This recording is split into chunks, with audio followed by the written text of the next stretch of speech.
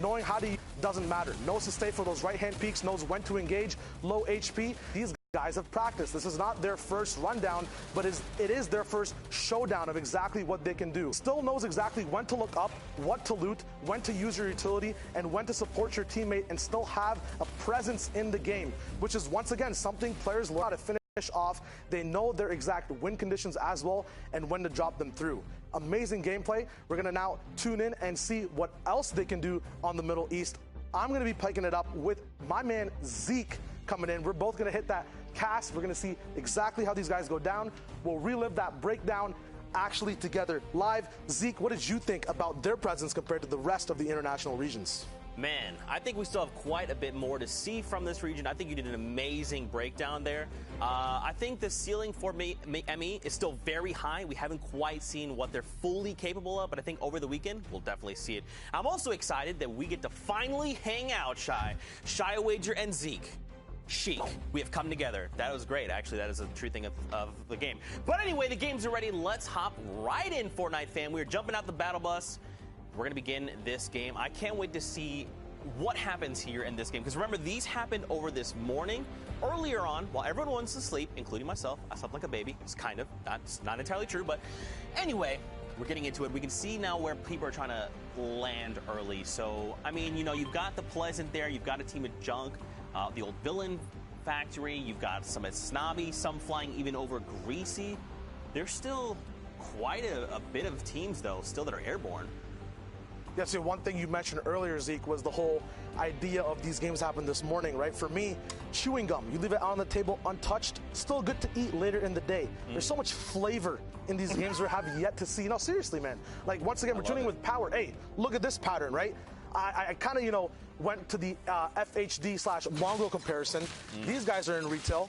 Mongrel's in retail. You know, we had Monster, Lupo, saying these guys have been waiting for a long time, right? There's so many VODs they've been watching. They have the knowledge, man. They have the power. Yeah, and now look, they land over here on the, what do we like to call this? The top side is blacktop. So residential. This is residential. Yeah, there we go. I literally came up with it as you were saying. What's wrong with me today? But they are on the residential side, which is good. I personally, and this just might be like my thinking, but I feel like the loot's a little better on residential side than blacktops. Would you agree? Or do you think it's the other way around? I think that there's more, there's sparser loot on the blacktop side. We're looking at Tilted right now, but I'm going to keep talking about what we saw in retail. There is sparser loot on the blacktop side, but like residential does have, I think, more drop spots on the floor loot. But, you know, we got those bendings on blacktops, and you have more of a horizontal advantage on everyone you see. Yep. So it's a lot easier to kind of, you know, pick a game plan on blacktops. Residential, you kind of have to all in all the time. Yeah. Because if you do get engaged on, like, once again, you're all in, right? We see it in OCE, X2 Twins. They always end up having a fight, some type of highlight. It's really cool. Right now, though, you know, Lupa and Monster went over Tilted Town, the advantages, disadvantages of building and not building. What are your, how do you think player opinion has been of Tilted Town from the beginning to the end of how people treat the drop? I think originally people were maybe a little wait, but the whole thing is that you have to build and whatnot. And it's like, well, yeah, that's still a very big aspect of the game. But now there is a POI dedicated to you testing your shooting skills, right? How good are your angles and your peaks? How good are your rifling skills or even your close quarter combat skills? And that's what Tilted offers in its current state. But we're back on board with the Power Trio, the Trio of Power. They have themselves a Brute. They are looking to take it to this other Brute across the way, Shy. Now, what's crazy here is, remember, they have these laser designators. So the other Brute's fully aware. They're like, hey, there's another one. They're moving toward us. We need to try and take this down. But Power's on 18 effective HP. And it's just not enough. It's so easy to be focused down in the Brute right now. So unfortunately, FHE is going to go down. And I don't think there's anything else the other duo can do about this, right? They just kind of have to let him go down and regroup and assess the situation. NM7 does have the sniper, so if he can get a cheeky shot off, he can down someone immediately. But, like, look, the other Brute spawned like, no, friend. We're going to hunt you down. Don't worry. Don't get too far. No, absolutely. Like, Brute combat is one thing that also has its own metagame, and like these guys know too, right? Focus the driver 100%. Usually the people you put into the Brute early game are those who don't have the same amount of loot. We're looking at a pump, TAC SMG, gold sniper on NM7. But FHD, all you have are zapper traps, a bunch of gray items, very easily focusable. And right now, you know, their enemy team is big and hard focused. I'm pretty sure it's the ASMR guys, Spy and Wagner. These guys are just coming in with a big Brute of their own, forcing through straight up, gaining all the loot as well. one big thing about having a Brute in retail, it's like butter on toast. Perfect combination, even jam on toast, anything but mayo. You get these loot spawners so much faster with the stomp mechanic as well as the rockets. Granted that they were nerfed at one point, you still have so much damage to instantly just get these launches over and over again. The biggest downside to retail being you spend so much time in there, right? You negate that, you have the perfect setup entirely in the whole game. Yeah, and then you can kind of take that Brute into later game and use that to kind of mess with other trios out there. I like this too. The ASMR trio, ASMR, they're quiet. They are in the Brute right now. They are destroying base spawner. Shy, what is the loot pool looking like if you sat there and retail and destroyed all the loot spawners? I personally think that a lot of launch pads, a lot of campfires, and a lot of ARs everywhere for you, including pumps. I like that very much. But now we are across the way because look at this, Minzu and Kinji.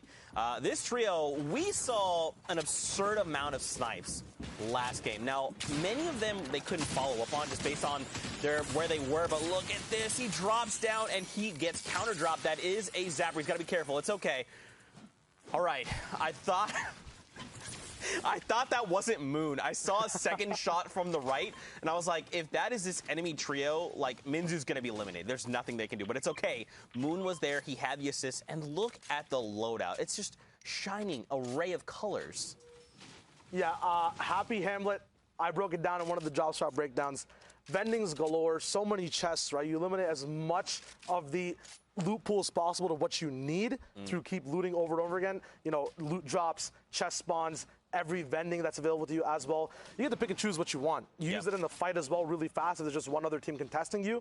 Looks like these guys are the kings of Happy all the way in the Middle East, which is huge. We have now two big things as well that a lot of people don't realize in the game is when you have kings of a drop spot clash against each other, you don't really see where people come from, right, in the end game when they're on height. But now that we know that we have the ASMR boys having all of retail, we have this rainbow loadout on every single person from Happy, we can now see the storyline build up all the way to the end game of these two star trios at the moment in this game. Yeah, I mean, these guys are looking very, very good, but look who else is here. We've got two trios just in front. There is one player from a trio left in Old Yonder, and there's a trio making their way over a hill by that long ravine there. Okay, so it's Sazerin there, who's by himself. I'm not sure what he's still doing there. It looks like he might just be crouched, just potentially trying to loot there. You got Simar, JD, and Cake Park, Dash? Cake Pack, Dash. I like that. Like that. Kind of walk into Old Yonder. I mean, there's obviously going to be no loot. They could farm up for materials if they wanted. All right, I'd take that back. There was one piece of loot, which was just the ammo box. My apologies. Didn't see it. But now they're right here on the edge of Storm, right? Yeah. Of the new safe zone. So they're probably feeling pretty comfortable because they do even have a shockwave, which look like they have a shockwave apiece, and they even have a jump pad, the launch pad to get them to safety. So it's all going their way here in the early game. Yeah, there's an absolute skirmish all the way in the snow side. We've kind of seen things develop, I guess even in Middle East as well. A lot of the people like to land split. They like to be up in the air. So to set a stage for you, Zeke, it's always just, you know, a bunch of people playing desperate with a bunch of trios that have already finished their fights. So you can imagine, you know, how scared people are split off. You can see exactly how they rotate it in. And you do see a little bit more survivability coming out of snow side towards the bones over here, towards the big monster skull. But at the same time, there is, you know, those mid-game fights that do break down at times. Right now, we don't see any. We can drop into just seeing the options that Toggle has now to move towards, I guess it's the desert biome, towards the bottom. Yeah, I mean, there's still so many players left. 75 and 26 of 31 trios left. Don't forget, we want to hit top 12 before we start seeing any placement points at all. And we're right now in Storm Circle 2. So there's still so many players that have to be eliminated before this end game, right? I mean, I don't imagine we'll see, like, Storm Circle 750 people left, but I wouldn't be surprised if we did see that. There's still so much that can happen in this game. I'm curious to see what's happening back at retail. You know, we saw that trio, the ASMR trio. They're pretty looted, and I'd assume with that Brute, like, they probably cleared retail, like, super, super fast. I want to know where they went from there, because right now, even, like, Seagull, Toggle, and Eska, they have no eliminations. Their loadouts, It's not shambles, but it's like borderline shambles, I would say. It's 100% shambles if it's a big zone, but you touched on it a little bit, right? Eliminations. When do you actually really want them? What is your win condition? So what would you say if you had shield bubbles and shockwaves, the different options people have towards the middle or end game that they can use to actually, come through for elims or play for placement? That's a good question. That's tough. I think it depends on, because like everyone knows what heat they're in, so you know who, if you're paying attention and you're doing your homework like you should be, you know the other people in your heats. You know potentially where they're going to look to land. So like if I'm this trio, I'm not going anywhere near retail, right? Because we already know ASMR trio is there, and we even saw the power trio as well. So I mean, right now they're near Salty, which it doesn't look like, looking at the minimap, no one's there. Everyone's already rotated out, right? They're trying to get themselves into safe zone. Looking at, actually, on the top left, you could kind of see. So right now, look, they're just on the outside making their way in. So we're back on power, and looks like it's just Yonks by himself. This is a brutal spot to be in. He probably definitely does not have their cards. They're not getting rebooted. There's no way. So right now, Yonks just has to do anything he can. I mean, I'd imagine he's probably wanting to play it slow, right? He's like, look, if I can even just play for placement and get us those points, if he can find an awesome pick, great, but that's just like backseat. Right now, it's survival mode. Yeah, the worst sound anyone could have heard from him on the server for his situation is that shield break sound. The whole desynchronization of the shield. So right now, he's worried. He knows trios around him know that he's worried. His entire plan at the moment is to use, you see, half his loadout's already gone, right? We talked about when to use your loadout, when is your win condition, do you want elims? You said it, Zeke, it's full survivability at the moment, and Yonks has to go to the Bronx and even further now to even win the game, right? Like 0 elims, the easiest thing to do, right? Getting 3 points for eliminations is 3 separate fights. A lot of mats used there, right? A lot of gun skill required, a lot of brains required in the fight against 3 other people. But if you separate it into entities on the map, right? You only have a maximum of 31 trios on the map, 31, 33.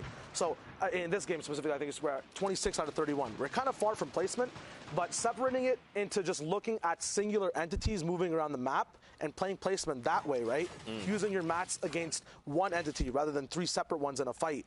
You can then kind of, segment out your loot, your minis, your mobility, and actually get further and get 3 points without getting insane frags in an actual fight. Yeah, that's very interesting. I hadn't considered that. That's pretty dope. But I mean, it's tough, right? Like, I want to be hopeful for Yonks in this game. And what's different is, like, during qualifiers, you had kind of 10 games and you had 3-hour window. So, like, if you were in this situation, you could say, look, I'm just going to run in a team and hope for the best. And even if I was eliminated, it's fine. We're just going to hop back into another game. But these are heats, right? So, like, right now, everything is on the shoulder of Yonks, right? Because we're going a full game at a time. So Yonks just can't say, all right, let's just let this game be our wash. Like, no, he actually has to sit here and try. And, I mean, if I'm FHD, if I'm NM7, I'm sitting there, like, looking out for him, like, right, you've got a team here, you've got a team there. Like, just try and keep yourself positive. Because, like, for me personally, if I was in this situation, it would be so stressful. Yeah. But these are the very best of the best. They're here for a reason. As I say that, Caster Curse in full effect. I finished my sentence and Yonks gets picked up. It's okay. All they have to do is go back in, let that game wash over, and prepare themselves for this next game. Well, for them, these games already wrapped up overnight, so hopefully for the next game, he steeled himself, at least hopefully. Yeah, you touched on it a little bit. This is really, it's going to be a weird analogy, so I segue, but bear with me here, right? I'm said listening. The game was on Yonks' shoulders, right? In cartoons, you usually have like an angel or a devil on your shoulders, right? Okay. To break it down for people trying to clutch up in that situation, replace the angel and devil with your win conditions, right? Am I looking for free elims rotating? Am I looking to play safe? And every time you see one of your shoulders kind of ding, that's what you have to play. Maybe there's a free heavy snipe you can take, right? At the same time, that exposes you, right? Your whole full shoulder is not lit up there. You got to play at the side of the angel. So if you're trying to learn how to get in the clutch situations, trying to learn exactly how to rotate in the game, what is right, what is wrong, segment it out, wait for the proper shoulder to light up, and that's an easy way, right? Right there, Yonks, the mistake he made, he kind of chose the devil shoulder. He saw free tags for rotation. He knows he needs elims because he has 0. But in doing that, he brought the full force of an entire trio out, right? He talked about entities. He turned a full 1 entity he could just block with mats to 3 people to face 3 separate AR shots. He got erased from the server. Man, that's so dope. Yeah. See, Shy Wager dropping these knowledge bombs and making my inner child who loves Looney Tunes just so happy right now. I appreciate that, Shy. That was very nice. It's very well explained. Thank you, man. Thank you. Thank you. Now we're looking at an entire different scenario. Dig, I've actually seen this guy have some amazing highlights in game and actually clutch it out in the Middle East server, sometimes topping the charts of our top plays of the week. Currently, he's going to be leading an actual trio. We're actually on Rampage's perspective right now, but these guys are absolutely raw when it comes to just taking those free aim duels, just engaging on fights and following up with stuff. Right now, I've never seen more stink tags from one stink on an entire trio. Eska goes down. We saw Eska last game as well as rotating earlier. Now, they're very set on loot, but once again, they know that win condition, right? Yep. Even if you're not solo, as a trio, what shoulder is dinging? I got a knock, okay, stink follows up, right? That's how you have that whole momentum process, you have it planned out. You just got to look for the right pings to follow through. And if they had some kind of mobility, I would imagine they probably would have gone in and cleaned up this trio, right? Because they got so many tags, like you're saying. Once that stink came out, it was giving 2 damage numbers, and they were taking pretty much the entirety of that cloud. You know they're on low HP. So at least one of those guys is dropped really, really low. Unless they have something and they're burning resources like splashes, a slurp, even a med kit or bandages, like, you know they're burning through materials to try and get there. I'm glad that they were able to say, look, we're not going to follow up. We could either tarp all the way over there and we burn a bunch of materials. They hear us coming and they're ready to react. Or you just say, like, you know what, we got them to use their stuff. See, now you're on that shoulder wavelength now. You know exactly what's right. I got it. Yeah. See? There you go. So now you can point that out every time you see it. That is literally the explanation of what win conditions are and how to follow up things in the inventory, right? A lot of people used to hate stinks. They realized that, you know, people randomly stink me all the time. That's kind of when they first came out, right? People didn't actually know how to follow up with them. But now we still have 4 stinks in Rampage's box. He's ran through how many trios beside them, right?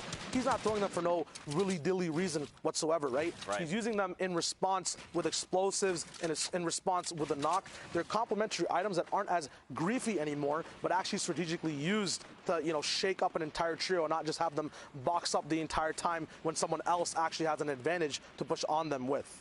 Man, that's pretty dope. That's pretty dope. Plus, I mean, you probably, if you are this trio, you probably want to save as many stinks for late game as possible, right? Because once the storm does start to shrink, super like small, those stinks become more and more valuable because then you're just like blanketing an entire tarp, and you're saying as long as you guys are trying to get to safety, you're going to be taking 5 ticks, so you guys can hold that L. But at the same time, like, their loot isn't great, right? Like, it's probably mid-game centric, which is fine, but now we're starting to move into that late game, so they want to try and find another trio to get their loot and kind of propel them forward, because, like, you've got the green pump, sure. You've got the long range in the air, sure. 4 splashes, awesome, but, like, those aren't power weapons. Those aren't a heavy snipe that you can just punch a hole in anyone's 1x1. That isn't nades or splodes that you could potentially use to pick up these eliminations. And look, the power duo right now by themselves, they're just chilling, and they have got the attention of Siddig and Rampage. Yeah, not to be confused with the other power trio that we saw go down. There are multiple players and many different organizations that are playing across all the regions and in the same region as well. Yep. These guys are still alive. Looks like they have one person. They might have a full trio actually. Yep, looks like 90's there with them as well. You actually touched on a very cool aspect I want to touch on as well. You talked about loadouts and endgame and the map, right? I'm really glad you brought that up because the later the game goes, the less space there is on the map, the more your loadout actually pumps out and matters, right? A green pump and blue pump difference is like huge in mid-game fights, but when that circle is small and you're riding Storm, that's where even just having a gray AR for a follow-up matters. There's not that much separation between, you know, just you want to have a spray weapon. So you got an amazing breakdown, you know, kind of these win conditions get so much more diverse throughout the game as they keep going, and the zone gets smaller. So that was a really cool breakdown. Hey, I like that a lot. Thanks, man. I appreciate Let's you. Go. Man, this is the first time we're hanging out, and we get to freaking take our breaks together. I love it. Yeah, it's nice. Here we go. The different alter ego, Namfu, Mev, and Ego here, Dennis. So not the alter ego trio we're used to seeing. More of their comrades, and they're on 5 eliminations. You know, they're in top 20 right now, which is huge. If they play for another 8 trios, they're going to get themselves placement points. Now their loadout's looking real good. They just picked up a minigun, which is huge. They have 3 stinks, an RPG, a blue pump, splashes as well. They've got materials almost 150, almost fully capped out. These guys are looking real good. So now this is going to go back to your shoulder dinks, right? What are you looking to play for? And right now, as the storm comes in, you're looking to get these tags, right? Anyone's like, oh, the storm's literally on my back, time to start moving. Those are those people that these guys are looking to pick up if possible. They're also on the low ground tarp, which is going to kind of shape kind of how they're going to be forced to engage people coming up here shortly. Yeah, these guys are 100% playing the horizontal game. As you said, low ground tarp means you cannot go lower at all. Means that you are fighting for your lair 24/7. The reason people love having mid ground so much is because they can actually move, as you can see, up, down, left, and right. They have an entire new axis they can operate on. But low ground does have its perks, as you saw. Ultimately, no matter what, you end up on the dirt when you're moving around the map, right? If you're not on your builds. So plays like that where you force people down with the trap, they can't move anywhere past you. So they have to interact with you. So owning this lair, although it is the hardest, ultimate low and ultimate height most of the time, it does have some of the most rewarding things because, A, you never need to place floors when you're ultimate low, right? Save materials that way. Exactly. You know exactly where your elims are coming from because they're all usually above you or behind you in storm. You're never going to be challenged from the bottom or diagonally from the bottom. Entire horizontal axis, as well as just looking up slightly to just see what's happening on your floors and if any RPGs are coming down straight up above you. So it's actually not bad to control ultimate low. The only issue being that is everyone's desperation play to go to randomly when they are at the end of the game, right? It's like, hey, I'm in trouble, gotta drop low. So there's so much to take account of on that horizontal plane. It gets hard. Now we're looking at a 6-zone rotation. This is where the action and the meat of the game comes in. The first placement point getting dropped, top 12 now, 34 people alive. Zeke, the heals are still there. So is an RPG. What does that mean for their end game? I mean, right now they want to try and challenge for high ground and get the highest tarp possible and then start raining those RPGs down. And look at this, 700 rounds in that minigun. Dennis wants to try and apply pressure to everyone. It doesn't matter where they are. He wants to use that minigun and try and put them off edge because now look, he's going for height, which is smart, and they actually got it. This is going to be great for them. They can rain down those shots, and everyone that's on those lower ground tarps, though they had the advantage of being lower, now they have to worry about this constant minigun pressure from above on top of people on your tarp, people below you, people also using other types of explodes. Are there stinks in play? There's so many more things that they don't have to worry about being on that high ground tarp. And now they're just saying, yep, everyone down below, just keep worrying. No, it's fine. This minigun, there you go. Spammy, oops, sorry, Spammy. You just got picked up on the crossfire, right? Like, Spammy gets spammed. He got spammed. I like it. But, I mean, right now, if you're everyone down below, I mean, first of all, let's talk about their HP. Super non-existent. Feasel's there. The other alter ego, is he going to go down? I'm not sure. There was one of the ASMR trios. Top 9, top 8, we get another round of placement points. There you go. And now this is just going to be on this alter ego duo and Dennis to try and close out the game. No one's even contested him, by the way. This is the first RPG we've seen go out. So now they're saying, great, everyone else is down below is fought. They're all super low. Let's start using our resources, start trying to burn people down. Yep, these guys have that default split broken down as well. Dennis on top while Mev and Namfu are at the bottom, making sure that even if there are shockwaves, right, people have learned, they've played around them. Right now, minigun sprays coming down. People have saved their hard mats for this end game, but in doing so, they might have taken tags through their wood moving around in the mid game. Those tags will prove crucial because every minigun shot is 20 to 25 damage on the person straight through their builds. Right now, it's just an easy beam, an easy spray from high ground. We saw Sadig earlier who was controlling one layer of height, ultimately down at the dirt. Klops actually goes down, one of the top trios in the region.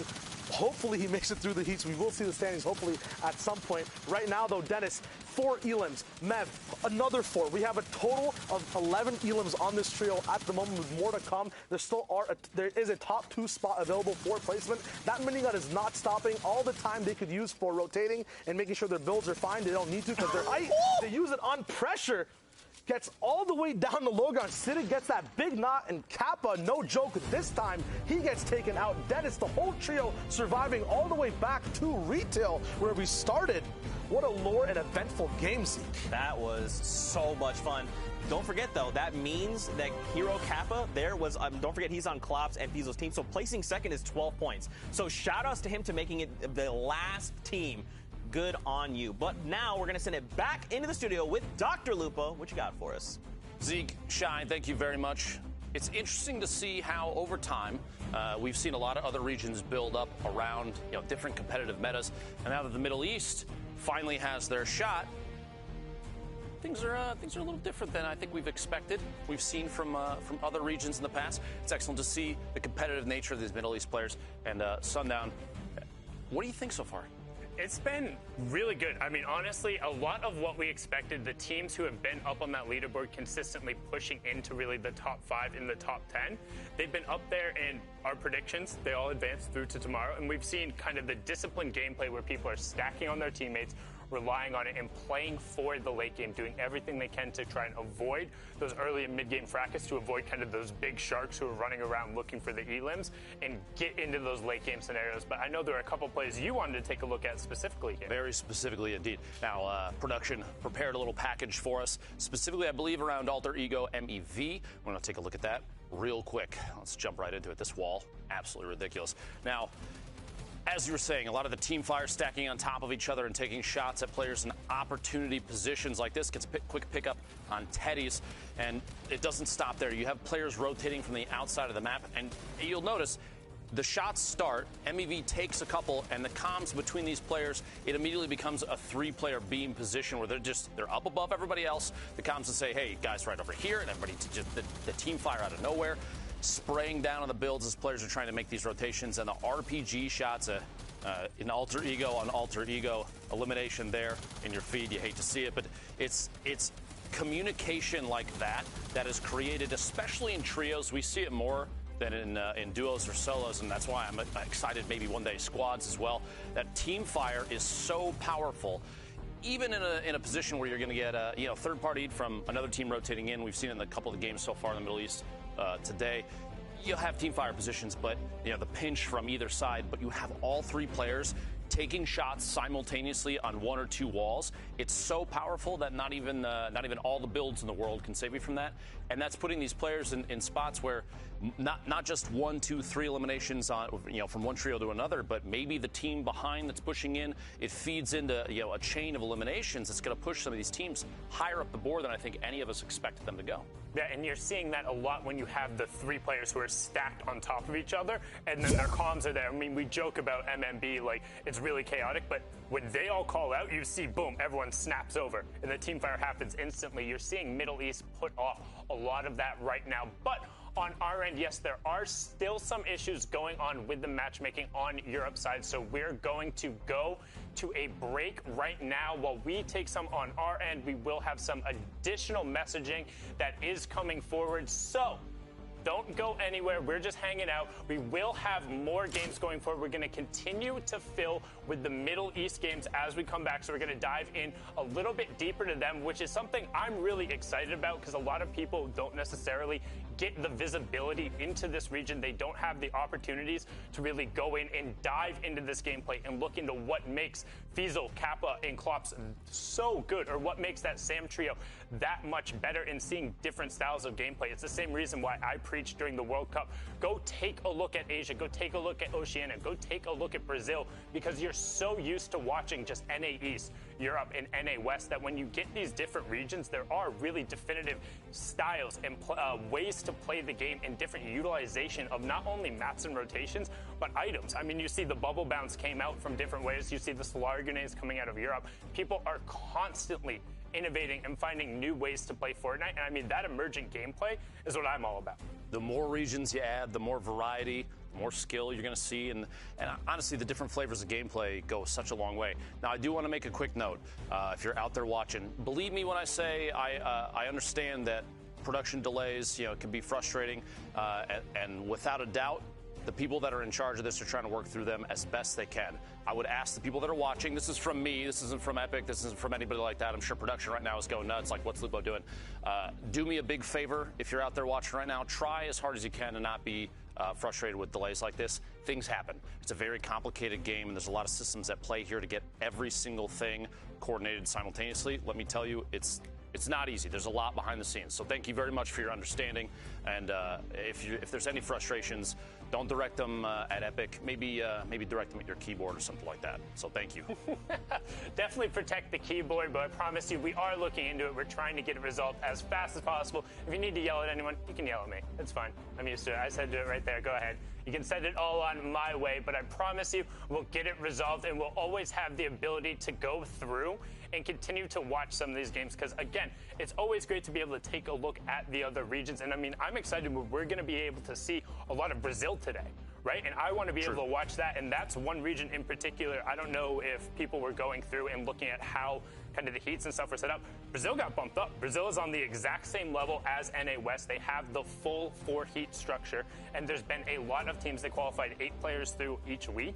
And the amount that Fortnite is taking off in Brazil, like, definitely want to give a shout out to that scene, because both Brazil, Argentina, like all of the South American countries have really stepped up in how they're playing in the end games. If you go and check out some of the server replays that are going through there, they're able to put up just ridiculous gameplay and ridiculous numbers, and the fun thing is the level of aggression you see that's coming out of them. They're looking to take fights in the early and the mid game. They know if somebody is like, if they don't spot 3 people on top of each other, even if it might be a full trio, they're like, we can eliminate those 2 people, or we can put some pressure on them to where if it does become a 3-on-3 fight, we know we'll be able to come out on top. I mean, that's why I like seeing King play that way, seeing Masteer, Drakons, and Blackouts. They're able to put out just such great gameplay. I mean, being able to look into that is fun, but at the same time, like, they don't necessarily have a definitive top team. So one of those guys could get upset if they don't go through. But now we're going to throw it on to a break. So you guys, whatever you need to do, go take a break. We'll be back in a little bit, but we'll also have some games rolling. So you can stick around if you want. We'll be here.